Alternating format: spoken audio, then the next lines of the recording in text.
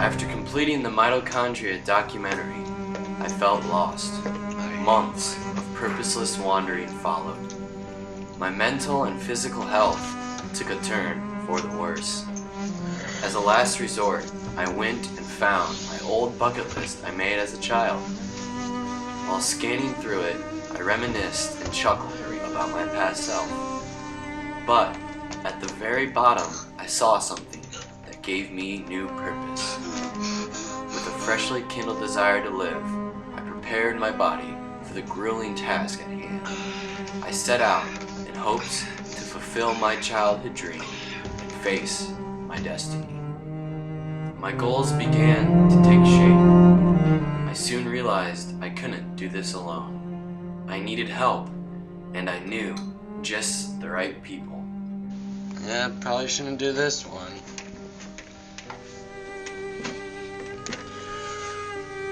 Yep, check. Check. Check. Double check. Double check. Yeah, did that quite a few times actually. Ooh, yeah, that was a fun time. Ooh. Let's do this. Duh.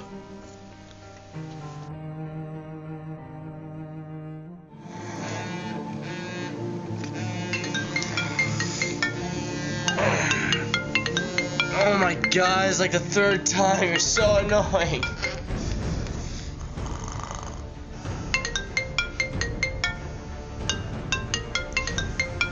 God, not again. You're so annoying. What? So I'm annoying. Oh! What are you doing here? It's time.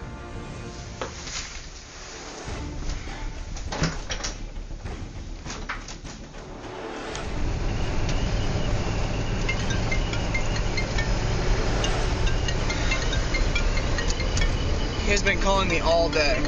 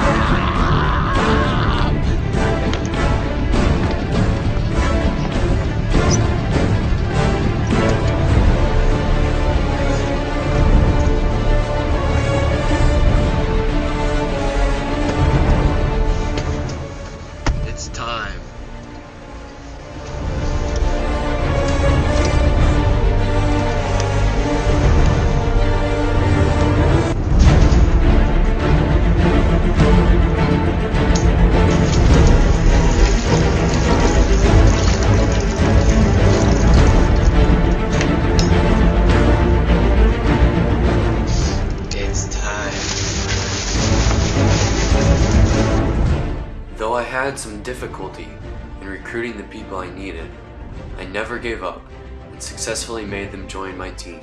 But we didn't look like a team, at least not yet. I had to turn these boys into men if they were to help me make this documentary. It took some time, but I was persistent and thorough in transforming them.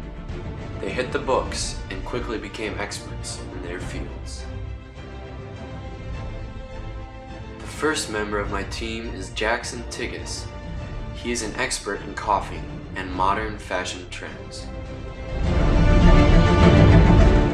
Highly esteemed in the academic world and specializing in the respiratory system in tight-fitting suits is Dr. Jacob Feldpausch.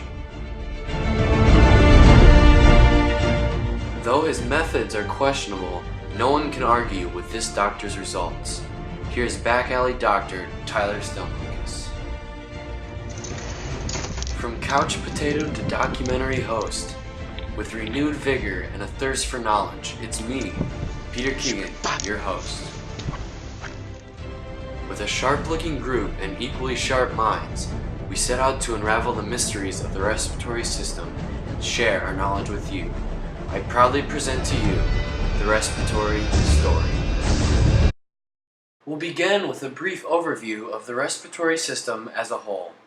What is the respiratory system? The respiratory system is a group of tissues and organs in your body that enable you to breathe. This system includes your airways, your lungs, your blood vessels, and the muscles attached to them that make them work together so you can breathe. The respiratory system's primary function is to supply the oxygen to all the parts of the body. It accomplishes this through breathing, inhaling oxygen-rich air, and exhaling air filled with carbon dioxide, which is a waste gas. What does the respiratory system consist of? The respiratory system is made up of airways, your nose, your mouth, your voice box, your windpipe, your bronchial tubes, and the lungs and the muscles and the blood vessels connected to them. This is how the respiratory system works. First, you breathe in air through your nose and mouth. That wets the air and makes them moist so they won't irritate your lungs. Then, air travels through your voice box, down your windpipe, and then through the two bronchial tubes into your lungs. Cilia, mucus cover tiny hairs in your airways and trap the foreign particles and germs to filter the air that you breathe. You then cough or sneeze the particles out of your body. What happens every time you breathe in and breathe out? Great question, Pete. The diaphragm, abdominal muscles, and other muscles in your body help your lungs expand and contract so you can inhale and exhale. When you inhale, the air goes through the bronchi in your lungs to blood vessels that connect veins and arteries. These veins and arteries carry the blood throughout your body, enriching it with oxygen, keeping the rest of your body alive. When you exhale, the carbon dioxide goes out of the same way, exiting your body through your nose and mouth. If you can't breathe or can't breathe well, not only will your body not receive enough oxygen to keep it running, but it will also be poisoned by the carbon dioxide that is building up in your blood and has nowhere to go. What makes you sneeze? What makes me sneeze is when I look up at the sun on a sunny day. I just get the urge to sneeze. The first respiratory reaction we'll talk about is sneezing. Sneezing can be triggered by a lot of things, but generally happens when something foreign enters the nose. How does your body respond to inhaled irritants such as dust, pet dander, or pollen? Well, depending on who you are may differ in how you respond, but generally what your body sees those as is, like what you said, irritants. They will irritate your nerve endings in your airways. So in order for your body to combat this, it may sneeze, but generally it will secrete more mucus in order to capture them before the particles can reach your lungs and irritate them. Would a clean home be beneficial to the respiratory system?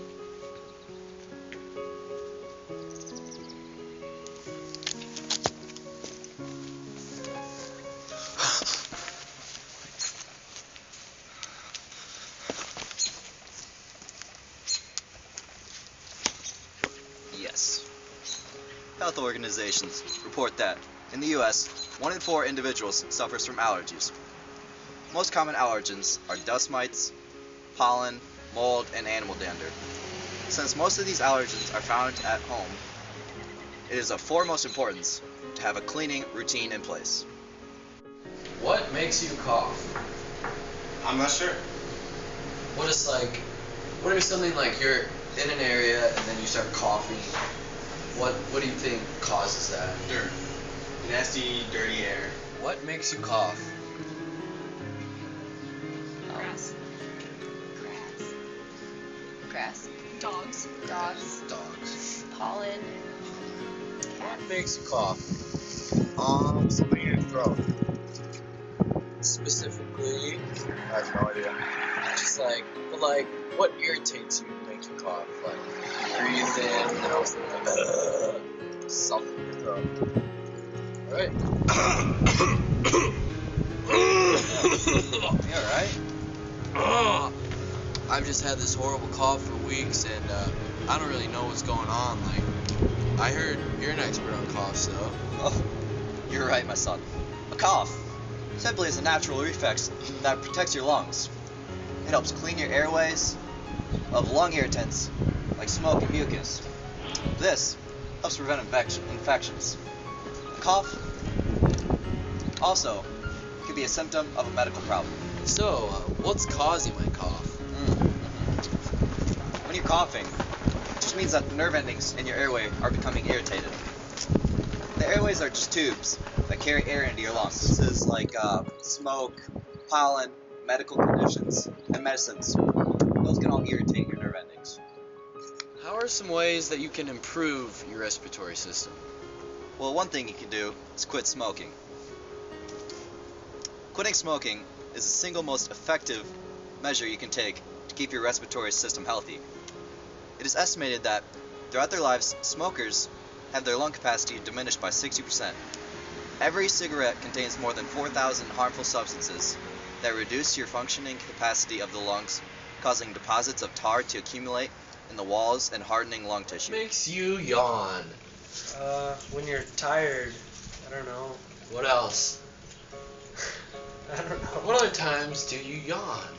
When you're bored. Okay. Yawning is one of the more mysterious reactions of the body. Though not confirmed, yawning seems to be linked to when a person is preparing for an important event such as a performance or athletic competition. It is also thought that you yawn when you need more oxygen.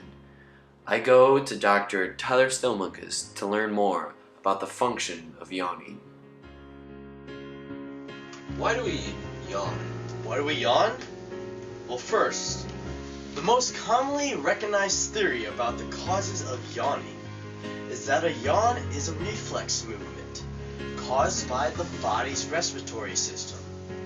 When there is an imbalance of oxygen and carbon dioxide in the body, particularly a low level of oxygen in the lungs. Is that the only reason we yawn? Well, although scientists do not believe that yawning is caused simply because of tiredness, they do believe that fatigue can contribute. This is because when we are tired, our breathing is thinner than it is when we are fully functioning, meaning that there is less oxygen traveling around the respiratory system. So what sort of benefit does yawning do to the body? That's a good question, Peter. Well, I have the answer. With such a large intake of oxygen coming from the body, the effects of yawning are significant. Increased oxygen will cause the heart rate to increase, thus improving the amount of oxygen traveling around the body. Carbon dioxide levels will decrease, and oxygenated blood will travel around the brain. Oh, I should yawn more often. Yes, you should, Peter. Tell me a little bit about hyperventilation. Well, but of course, Pete. People generally think when you're hyperventilating, it's because you need oxygen. But it's quite the opposite. You actually need more carbon dioxide. When you hyperventilate, your body is getting rid of more carbon dioxide than it can produce. This disrupts your homeostasis. The pH levels change in your blood. In order to get back to your homeostasis, you need to get more levels of carbon dioxide. In order to do this, some people breathe into paper bags, which will be breathing back in the carbon dioxide you exhale, which should put you back at your homeostasis, and you should begin breathing normally very quickly.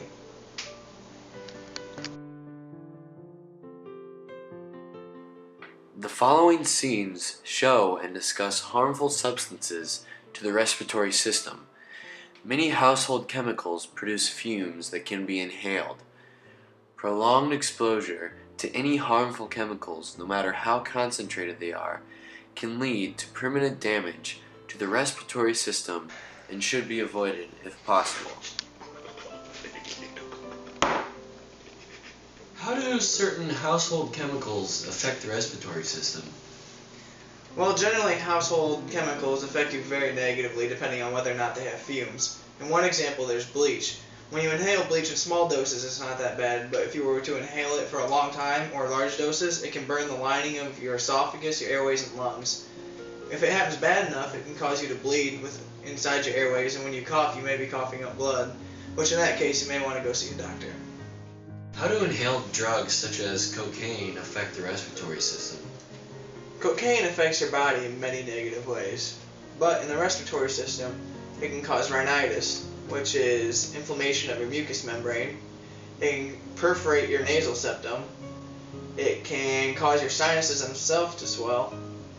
But probably some of the most painful you'll deal with are ulcers along your airways and possibly your lungs, depending on how far the cocaine actually travels before it gets caught by the body's natural defenses. What happens when you begin choking? Well, choking is quite simply the food which you are eating getting caught inside your throat. We have an epiglottis, which is a little flap of cartilage which allows you to eat food without it going down your airway or your trachea. When this happens when you swallow, the epiglottis covers the trachea so the food slides down the esophagus, but sometimes it doesn't close in time and you'll get food stuck in your trachea. When this happens, it cuts off your windpipe and your body can't breathe. There's no oxygen flowing to your lungs. So your body automatically, as a defense system, makes you cough the food back up, and this may take a while, or you might need someone's help in order to do so. What effect of living in a big city, what effect could that have on the respiratory system? Well, that could have many effects. Urban smog has been shown to cause asthma, bronchitis, and lung cancer. In the UK, poor air quality is responsible for the death of up to 50,000 people each year. In the worst affected areas, people could have their lives reduced by 8 years due to exhaust emissions and other urban polluting agents. Generally, the bigger particles of the polluted air will only damage your upper lungs, while smaller particles can go in deeper and damage your alveoli. Short-term damage would probably just be a cough. Long-term, though, you can develop a chronic cough, phlegm buildups, lung infections, lung cancer, heart disease, or heart attacks. Diet affects the respiratory system? Of course. I have some buddies in Australia just did a study about that. Studies suggest that foods high in fat might trigger asthma attacks and interfere with the medication taken by sufferers of respiratory diseases. The main culprits are full-fat butter and cheese, red meat, lard, and processed sweets. In order to strengthen your defenses, consume foods that are packed with vitamins, minerals, and antioxidants.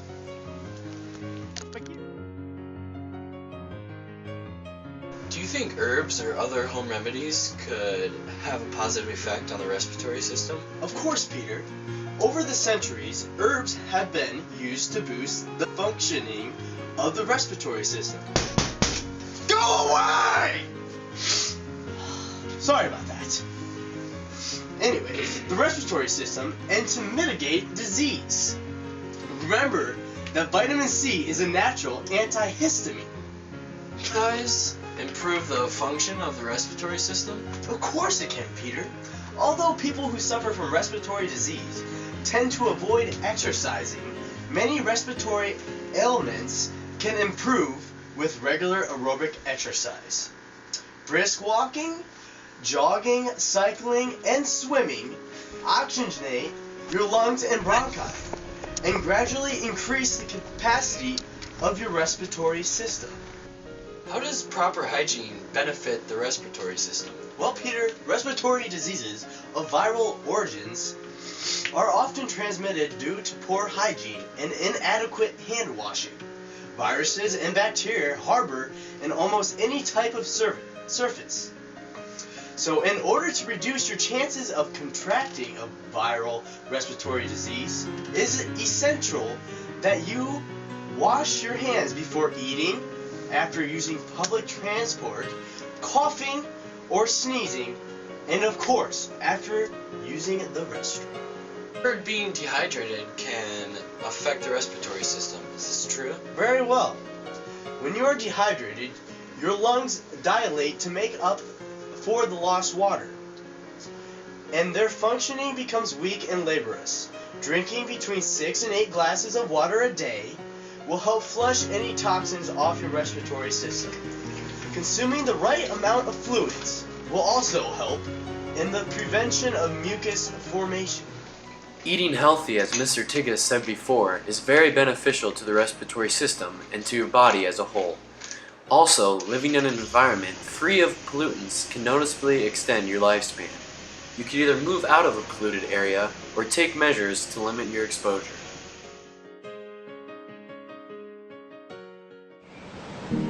After the filming of this documentary, Jackson Tigges decided that academic life was not for him.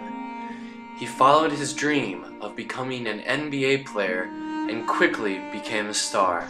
Buckets. Jackson died after being dunked on. His ego just couldn't handle it. He will be remembered for his basketball skills and expertise on coughing and the respiratory system.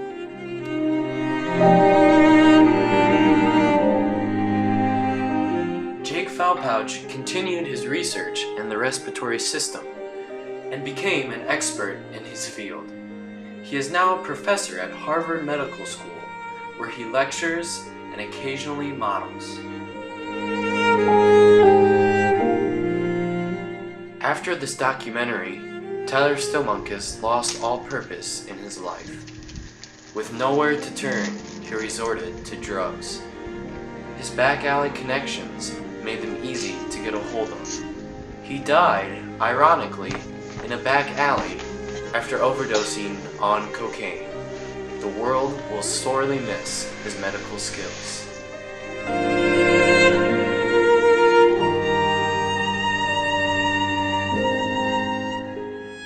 Once completing this film, I began to wonder what the future had in store for me. But I didn't fall back into the mess I was before this film. I felt like I had found my purpose while making this. Hosting this film has been the time of my life. I hope I have succeeded in my quest to share information about the respiratory system with all of you.